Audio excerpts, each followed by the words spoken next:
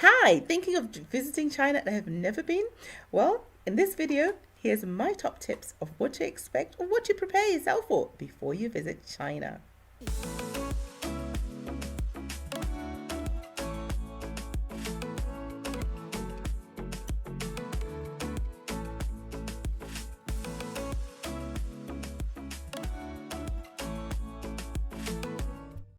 Hi, my name is Becky of Miss B Group Travel. If this is your first time joining us, please do consider subscribing. On this channel, we talk about all things travel, hotel reviews, and tips. Today's video is about my top 10 tips of before or during your stay when you visit China for the first time. Okay, number one, I would say download WeChat. WeChat is a communication platform used similar to WhatsApp that is widely used in China. In fact, Chinese even use that to make payments of their bills. So WeChat is very widely used and would be highly recommended for you if you do continue to engage and communicate with your Chinese suppliers or friends whilst in China. Number two, have access or download a VPN. If not, you can always get a VPN installed when you arrive in China. We had that done at the electrical market, very cheap, wasn't that bad, about £7 for for 28 days. Okay, VPN will then allow you to access your Facebook, your Instagram, your Google, because those are restricted in China. Number three, have access to currency, which is yen. The Chinese love cash and they love using the most widely used, of course, is the yen. If you don't want to travel with cash, then I would say please make sure you've got 2 or 3 cards, because some of the banks that we've tried to use have not accepted my card or have had no money come out. When in China, I use Bank of China, Construction Bank, or the HSBC. When you're using a cash machine in China, they do have the translations into English. My best tip for you is use a cash machine that is attached to the bank. Like you can see that the bank is inside. I say this because I once went to a cash machine, I pressed the wrong button and it went into Chinese, and then I was pressing a button continuously to try and get my card back, or the button that I thought would bring my card back, and that didn't happen. My card got swallowed and I had to go into the bank and say, I'm sorry, my card got swallowed, this is my my details, and they were able to open it and give it back, and give it back to me. So if you can, please do change your currency before you travel into the Chinese yen. This will save you a lot of hassle, but again, banks are banks are available. Okay, number 4, never drink tap water. Water is cheap in China. You can go into the local stores or even the hotel and purchase your water. The hotel, most of them will give you complimentary water, but never drink tap water. It's not advised, and you don't want to come back ill or anything of that nature. So please, please, please don't drink tap water. Okay. Number 5, choose a reputable hotel. Okay. The reason why I say this, if you're coming from the Western world, 4 or 5-star hotels, choose one. They'll be more likely to have people speaking a bit more English, a bit more explanation, and a reputable hotel somewhere near good transport links. I will put a link of the hotel that we use or the hotels actually that we use, or the area that we stay in when in Guangzhou in China. That might help somebody out for your next trip, or if you are going to be there.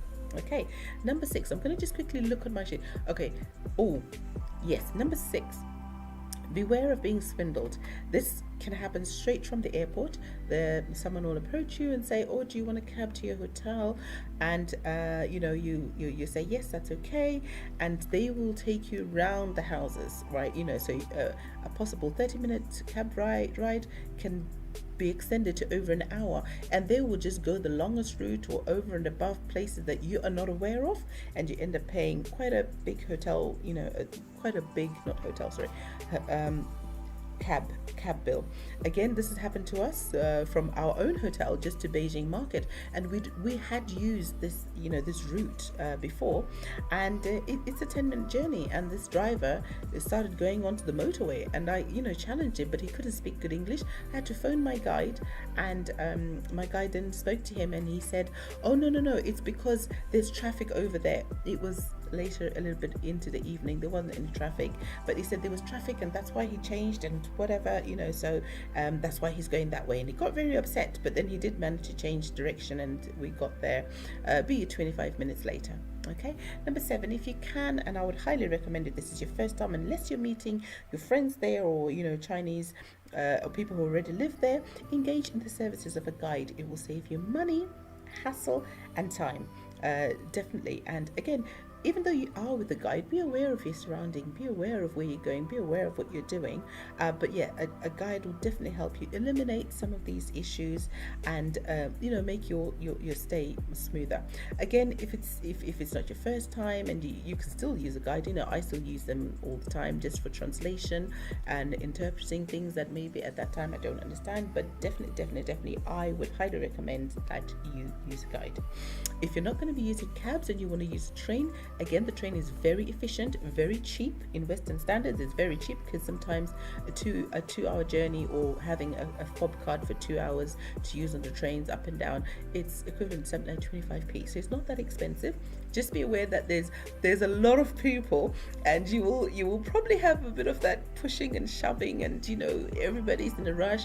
Chinese people don't understand this whole personal space thing, so to them it's the norm. So you might be there thinking, can they not see me? But just hold on tight, hold on to your bag and just go with the flow.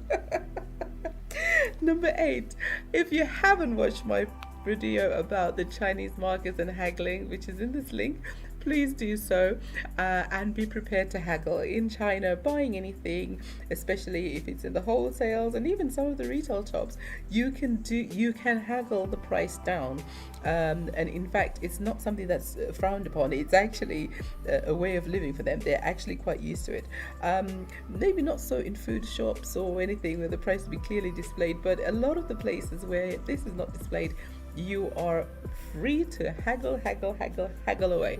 And then number 10, air pollution. I know now with the current COVID situation, a lot of us now wear the masks, and we're now aware of the masks, but in China, because of the air pollution, you do have people who wear masks all the time, not because of a risk of and because they do encourage this if you are unwell and you have a cold, to stop infection going to somebody else.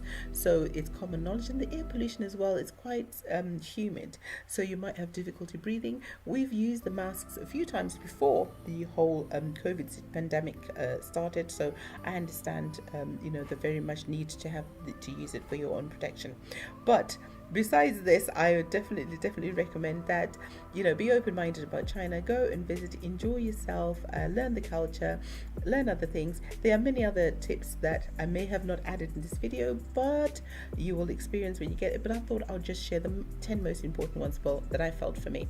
As usual, your comments are greatly appreciated in the comment section below. Any feedback is appreciated, and any question. And if you haven't subscribed, please do consider subscribing. We drop videos every 3 days. Thank you, and thanks for watching.